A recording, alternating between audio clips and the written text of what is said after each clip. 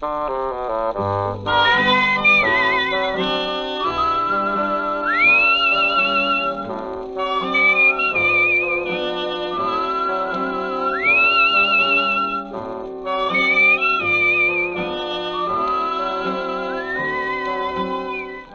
Dick Powell as Richard Diamond, private detective.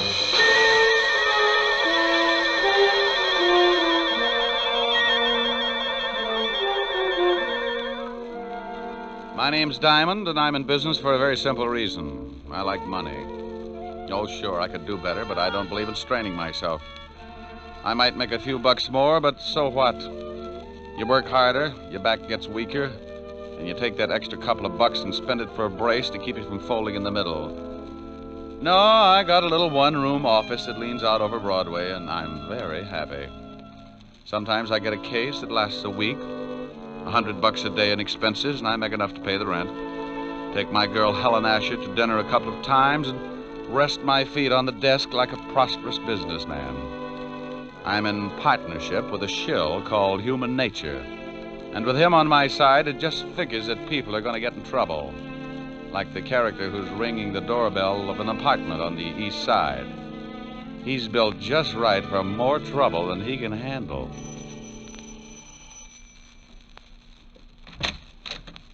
Well. Hello, Mrs. Moran. You say that like you're really glad to see me. I'll let you know as soon as we can talk business.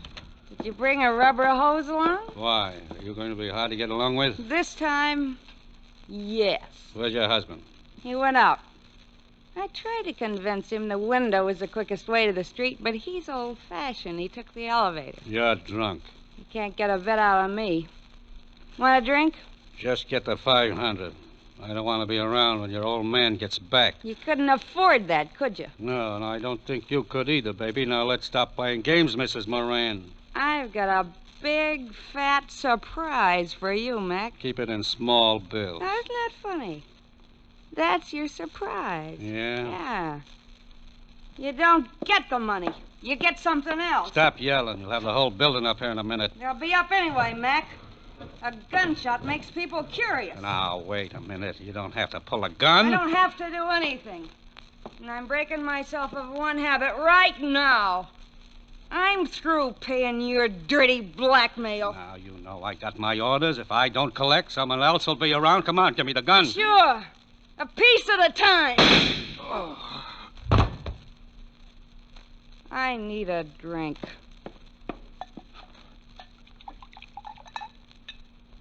Well, here's to nothing, Betty, old girl.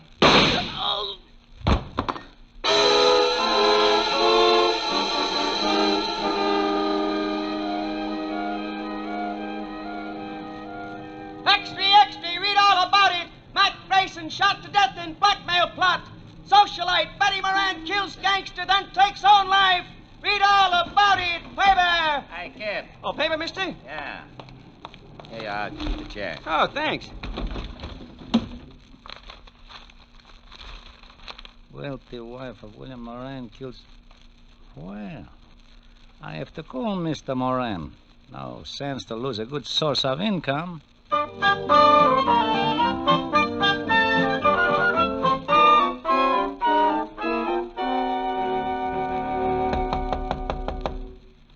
Yeah, come in. Mr. Diamond? Over here. Oh, this clothesline, I couldn't see you. You always do your laundry in your office? Free soap. Pull up a chair, Mr. Moran. William Moran. Oh. Nice pair of Argyles. One of my old clients. Sends them down from Sing Sing. Have you read the morning papers, Mr. Diamond? I haven't had time. Took some throw rugs down to the laundromat before I started on the socks. My wife died last night. What did you eat for breakfast? Why, pancakes and eggs? Why? You must eat a whole pig when you're not in mourning. How did she die? She was shot to death. Couldn't she get 2 people for a pyramid club? She was being blackmailed. It's usually the other way around. The victim shoots the blackmailer. She did that. His name was Mac Grayson. I want you to find the other man behind this blackmail ring. Oh, what makes you think there was more than one? I received an anonymous phone call this morning. It was from a man who said he was a friend of Mac Grayson. He made it perfectly clear that he was going to continue with the blackmail. You know what they had on your wife? She was a very wealthy woman, Mr. Diamond. Before she married me, she was rather wild. Well, they get that way sometimes. There were some letters. Why don't you go to the police? As far as they're concerned, the case is closed. They say it's a murder and a suicide, and that's that. But I want to get the people who drove my wife to suicide. Okay, Mr. Moran, but if you want me to try and dig up your blackmailers, my fee is rather high. I want to start sending my laundry out. Money is no object. That's the nicest thing you could have said. $100 a day and a fifth of plasma. Plasma, Mr. Diamond? 100 proof. I never know what I'm going to run into in a case like this. I may bleed a little. You can reach me at Evergreen 45021. I'll write you a check. Here, use my pen. It's getting an inferiority complex. Do you know anything more about this man who called you this morning? Yeah, only that he said he was a friend of Mac Grayson's. There you are, Mr. Diamond. This should be enough of a retainer. Oh, yes. And that's all you know? I'm sorry I can't be of more help. Oh, you've been a brick. I'll get the rest from homicide. Thank you and goodbye, Mr. Moran. Goodbye, Mr. Diamond, and good luck. Oh, I'm sorry I knocked down some of your washing. There. Well, I'll be hearing from you. Well, that's the way it goes. 1 minute you're washing socks, and the next you got enough money to stake out a claim on every night spot from Mott Street to Harlem. Unless a particular blackmail ring likes to kill private detectives. I had a hunch the assignment might run into overtime, so I put in a call to a lovely redhead named Helen Asher. Francis, the butler, answered, and I told him to pass the word along that I might be late for my date. I hung up before Helen could get on the pipe and start screaming at me like a wounded eagle. I locked the office, went down to 5th Precinct, and an old friend, Lieutenant Levinson. He was in charge of the homicide detail and could tell me about the late Mrs. Moran and her victim. When I walked in, Sergeant Otis was polishing his billy. Hello, Otis. The lieutenant in? Well, Richard Diamond, the All-American gumshoe. Oh, you're just jealous because that club you've got is a better shape than your head. Lieutenant, Diamond's out here. Okay, send them in. Tell me, Shamus, how does one get to be a great big private detective? Slaving box tops? Well, you have to observe things, Otis, my boy. For instance, one look at your shirt, and I can tell you've been eating well for a week. Why don't you either get it cleaned or stick it in a pressure cooker? Hello, Walt. Now, wait a minute, Rick. If you've got a body somewhere, take it to another precinct. No, I'm a little short right now, but maybe I can dig one up. What I said. Yeah, that was a swell one. Is this just a social visit, or am I a dreamer? It's about the Moran suicide. You handle it? Uh-huh. One of the neighbors called us. They're both deader than Otis on a double date. What about the Grayson guy she knocked off? Cheap thug, couple of convictions. Oh, don't tell me Moran's been to you with that blackmail story. Yeah. He seems to think Grayson was working with someone. Rick, that guy pestered us all morning, but there's no proof of blackmail or anything else, except 2 people got killed. Give me a quick rundown. I don't know why you're interested. I think Moran drummed up the blackmail theory just to cover that his wife was running around with another man. Well, I'm interested because Moran gave me a fat $200 in advance to get me in the spirit of the thing. Well, if you want to be bored, here are the photographs of the deal. Here's Mac Grayson. Bullet entered his chest just below the 10th rib. Gun was a .32. Same one that the Moran dame used on herself. Enough powder burns on the shirt to show that she was standing pretty close when she gave it to him. She'd have to be, not to miss him. Now, you can see she was lying about 10 feet from Grayson near the bar. Huh? Probably needed a stiff shot before she knocked herself off. That's the highball glass on the floor near her head. And that's the .32 she used, about 6 inches from her right hand, and only her prints on it. Powder burns on the girl? Sure, all over her temple. We did the paraffin test on her hand, too. She fired the gun all right. Did Grayson have any friends? We never tied him up with anyone except an old wino that hangs out on Skid Row, a dump called the Parrot Club. Name's Wilbur Truitt. Yeah. Well, thanks, Walt. Now, look, the dame killed the guy and then shot herself. What more do you want? I'll let you know. Now, wait a minute. I know that gleam in your eye. I always get a sour stomach from it. If you've got something, you'd better tell me. Oh, you're a cynic, Walt. Have you talked to this Wilbur Truitt? We questioned him this morning. Got a tail on him? Sure, but he won't take us anywhere. Now, what are you cooking up? Well, maybe you think there's something to Moran's blackmail story. Oh, don't be an idiot. And what are you tailing Truitt for? Because I can't take a chance. Blackmail's a federal rap, and if Moran keeps stirring up trouble, I want to be able to prove he's nuts. Now, you look here. I want to know what's on your mind. I'll send you a letter. Oh, Otis. Yeah, Lieutenant. Get me my bicarbonate. And shut up. Bye. Goodbye. I went through the squad room and out into the hall. I used the payphone by the door and put in a fast call to my client, William Moran. I had a hunch, and Moran's $200 retainer in my pocket gave him an A priority on it. Yes? Mr. Moran. That's right. This is Diamond, Mr. Moran. I've got a lead on someone who knew Mac Grayson. Well, that's fine, Mr. Diamond. Who is it? A guy who hangs out on Skid Row named Wilbur Truitt. Ever heard of him? No. Oh.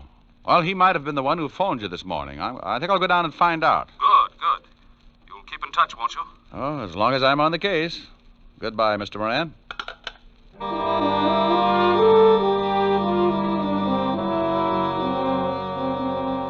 I left the 5th Precinct and headed for Skid Row. If you've never seen the street, it's a liberal education in the misery of human beings.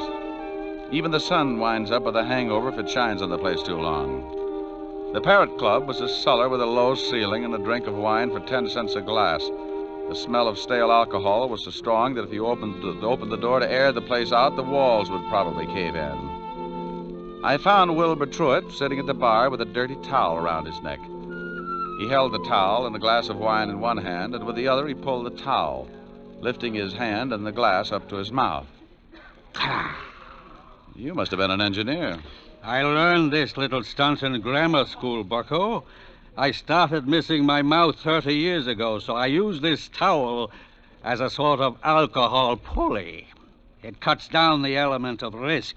Hate to spill a drop. You know a guy named Grayson? It's the shakes, bucko. I am completely exhausted after a night of revelry, and my hand waves like it was flagging down a caravan of whiskey trucks. Look, friend... But after 1 or 2 pick-me-ups, I am perfectly capable of lifting the glass by myself. And come nightfall, I'm in excellent condition to entertain my little friends. Oh, swell. Most cowards let the little fellows frighten them, and they end up in Bellevue, but I like them. They worried me at first, but when they found out how much I drank, they began to show the strain, and the shoe was on the other foot, so to speak. Oh, no. They tried to frighten me the first night, but I just kept right on with one bottle after another, and it finally drove them to drink. Now my DTs have hallucinations. We are rapidly building up a thriving community. What were you saying, bucko? Something about the evils of self-indulgence, but I've forgotten now. Good. In that case, I will let you buy me a drink. Oh, sure. Waiter, bring the bottle. You just gave me cold chills. If I lick your hand, it's only a sign of fond endearment. Okay. Now, do you know a guy named Grayson? I knew there was a catch. Are you a cop? No. In that case, I trust you. Besides, you are holding that lovely bottle. What about Grayson? First, a small glass of truth serum. First, Grayson. I can't stand to look, so I will turn my back on the bottle and tell you what I know. Mr. Mac Grayson, a very unsavory character who reached a sudden demise last evening, dealt in smutty pasts and made them pay off by milking his victims. He has only one friend, a Mr. Leo Fink. Now, please, I'm beginning to spit out wads of cotton. Where does this Fink live? Oh, you are indeed a heartless rogue. I was once. You aren't by any chance a spy from the Purity League? You get the bottle when I find out where Leo Fink lives. 1120 2nd Avenue now, please. Now, here you are. Don't struggle with the cork, bucko. I have just acquired the strength of an uncropped Samson.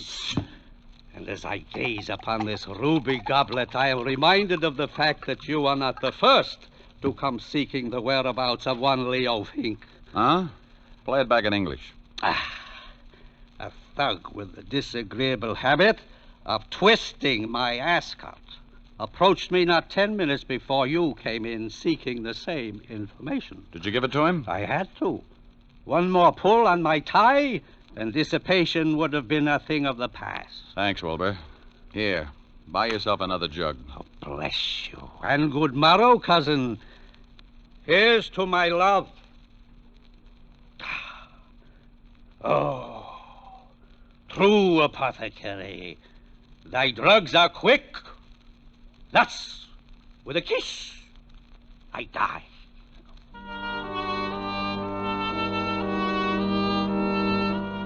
I left Wilbur with his first love and walked out on the street. I grabbed a cab and headed for Leo Fink's address. All the way over, I kept thinking how wonderful fresh air really was. When we finally got there, I paid off the cabbie and looked at my watch. It was 4:30, and the city was turning soft and mellow as the sun started giving up behind the tall buildings. I got that lousy feeling again when I looked across the street. A prowl car was parked at the curb, and it looked like Homicide's private limousine. Something was wrong. I went up to Fink's apartment in a hurry. Yeah? What do you want, Shamus? Well, good afternoon, Sergeant. I'm taking the census. How long ago did you die, sir? Very funny, Diamond. Otis, who is that? Diamond, who else? I didn't ask for a quick quiz on well-known personalities. Let him in. Yeah, Lieutenant. Shame on you, Otis. You'll never make an Eagle Scout. Hello, Rick. What do you want? I'll bet he's dead. You'll bet who's dead. You know who's dead. Sure, I know who's dead. Who do you think is dead? The guy I came up here to see. Well, who did you come up to see? Well, I think it's the guy who's dead. Don't you know? No, I ask you. Well, I'm telling you. You told me nothing. Look, why are you up here? Because I'm looking for a guy. What guy? I think it's the guy who's dead. Who's dead? Oh, he's on third. Don't you know? I think I know, Lieutenant. You shut up. Of course I know. Well, all right. If you're going to hold out on your old pal. Now, wait a minute. How did we get into this thing? Otis! Here's your bicarbonate, all mixed. All right, now let's start again. Walt, who's dead? Oh, let's not have two bodies up here.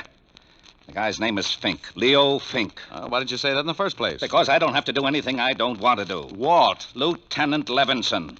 Now, what are you doing up here? Well, I came up to see Leo Fink, that's all. Well, he's in the other room. If he spills anything, don't believe it. He's been dead for 10 minutes. That's too bad. He knew Mac Grayson. Yeah, how did you find out? That sweet old gentleman you sent me over to, Wilbur Truitt. Oh, you got something out of him, huh? What else did he tell you?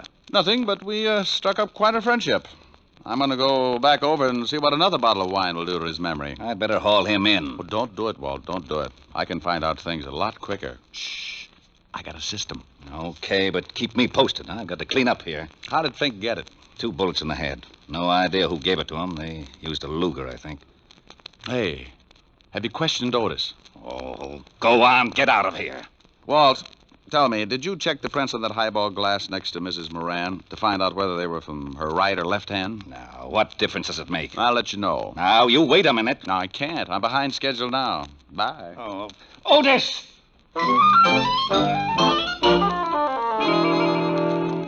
I went downstairs in a hurry and started back to Skid Row and Wilbur Truitt.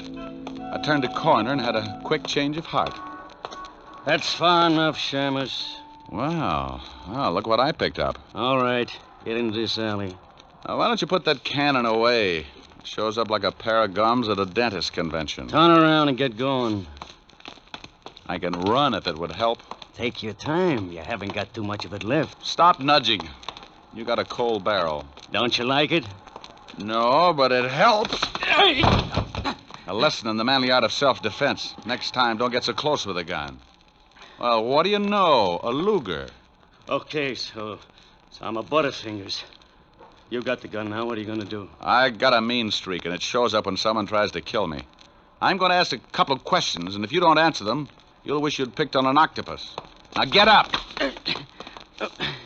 Oh, you're a big one. Now, who sent you after me? I don't know. Who sent you after me? Honest, I don't know. Oh, wait a second. All right, the guy told me on the phone his name was Jones. Sure, first name's John. Oh, wait. I know it's a phony, but he was recommended. You get paid for your work, don't you? Yeah, but this one I collect after the job. Where?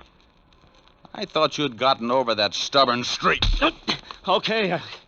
The 8 o'clock ferry to Staten Island. He's going to slip me 2 bills. And you don't know his right name? No. Did you know Mac Grayson? I heard of him, but I never met him. Are you as handy with a .32 as you are with that Luger? Huh? Forget it. Next question. Who killed Leo Fink? Oh, that's a pretty big one. Okay, I'll word it differently. Who killed Leo Fink? I'll take the beating. Yeah. Well, I got a hunch this Luger of yours will check with ballistics. Come on. Homicide's still up in Fink's apartment. No, it's... What did you say? Okay.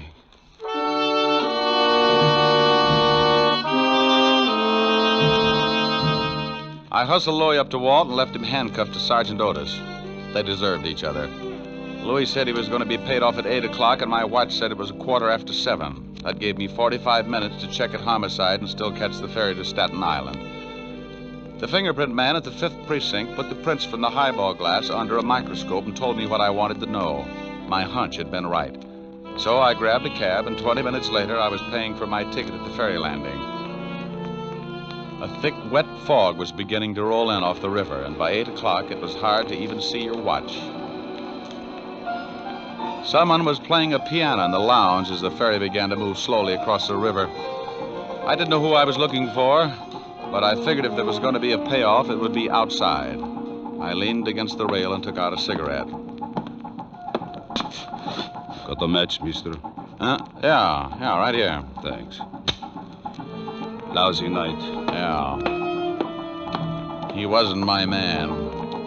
When he struck the match, I could see his dirty work clothes and his factory badge. I started down the other side of the boat. Finding a killer in that fog was like looking for your car keys in a mine shaft. I reached the bow of the boat, and right then I knew I was about to score. I get a tight feeling in my stomach when I start closing in on danger. I spotted the dark outline at the rail, so I pulled my hat down and walked up beside him. He was hunched over with his arms resting on the rail. Terrible night.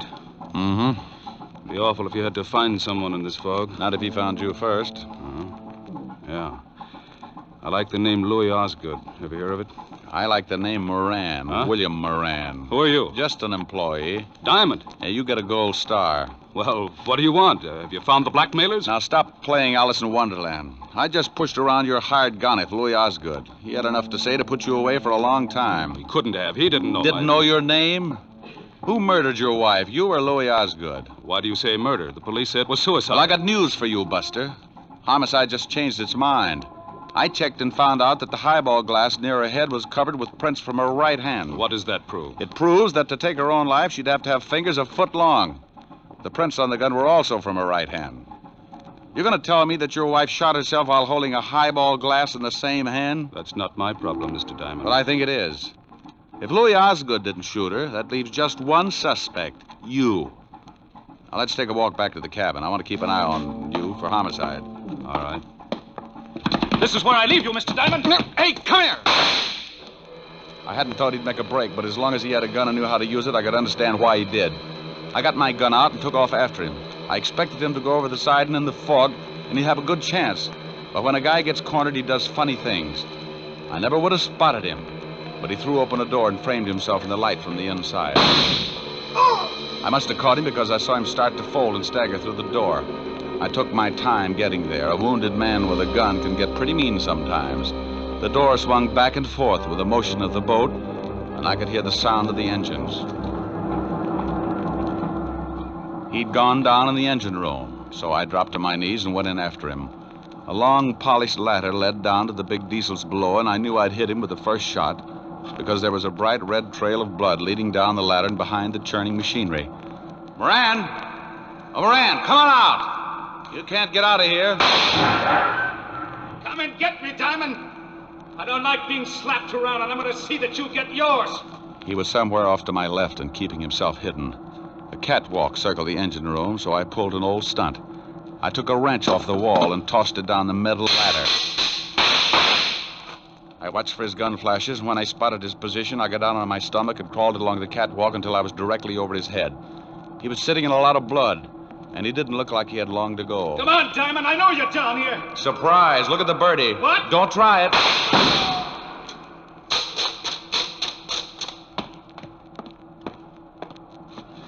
Sorry, Moran, but this just wasn't your night.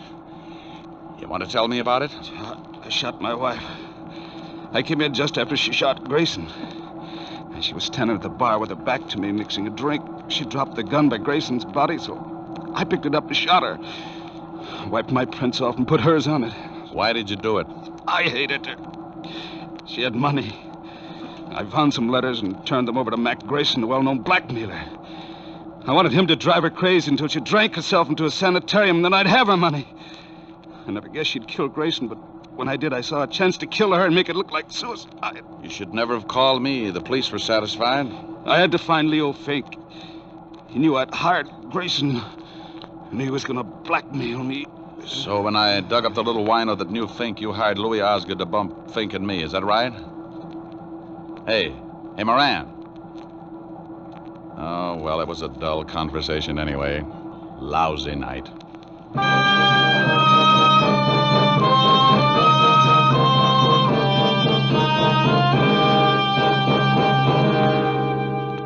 The captain came and helped me carry him up to the deck. Back at the ferry landing, I called Walt Levinson and told him the whole story.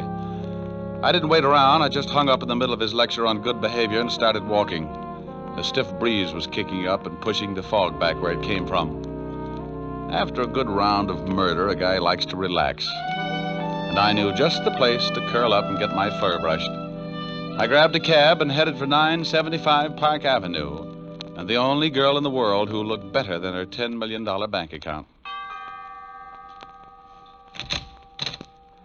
Oh, good evening, Mr. Diamond. Hello, Francis. Is Miss Asher in? Yes, sir, she's in the library. Thanks. Get me a glass of milk, will you, Francis? Milk? Oh, yes, sir. Right away. Hey, that's a B flat. Rick, where have you been? Sailing, sailing over the bounding main. Move over. You were supposed to have been here at 8 o'clock. Oh, what's an hour if you tack it on to the end of the evening? Well, I'm glad you've been keeping out of trouble. I can't stand it when you wander in all beat up. You smell nice. What kind of cologne is that? Gunpowder, 38. What? Oh, nothing. What's this you were playing? Oh, a new song. Again. You were just dandy. Well, you know I don't play well. I just pick. You should be glad you don't play the guitar. With those beautiful nails, you'd saw it in half. You're ridiculous. Whoops. Oh, that wasn't a B flat. Rick, Mm-hmm. who do you love? I won't tell. Rick? I love you, baby. Then let's get married. Hey, these are pretty good lyrics. Now stop that. Again, this couldn't happen again. I hate you. This is that once in a lifetime. This is that moment divine. You never sing when I want you to. What's more, this never happened before. Though I have waited a lifetime for such as you to suddenly be mine. No comment? No. Mine to hold as I'm holding you now, and yet never to part. Mine to... Hey, what's the matter? Don't go. You want to sing? Go ahead. Well, what did you have in mind? I won't tell. You're not being original. That's my line. Well, I'm mad. Come here, come here. No. Come here, Helen. Still mad? No. Well, let's get you mad again. It's so much fun making up. Mine again. What's the name of the song again? It never happens again. I'm mad. Oh, good. No. Ricky. Here's your milk, Mr. Diamond. Oh, my goodness, you never warned me.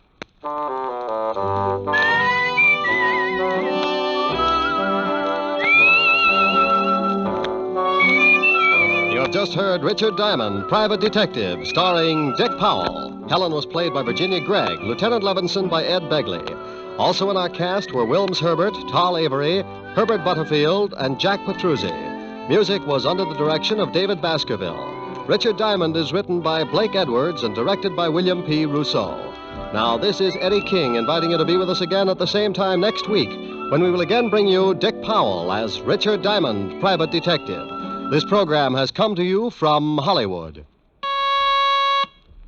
Now NBC brings you a three-way cavalcade of grand comedy with Phil Harris and Alice Faye, Fred Allen and Henry Morgan, all following in fast succession over most of these NBC stations. This is NBC, the national broadcasting company.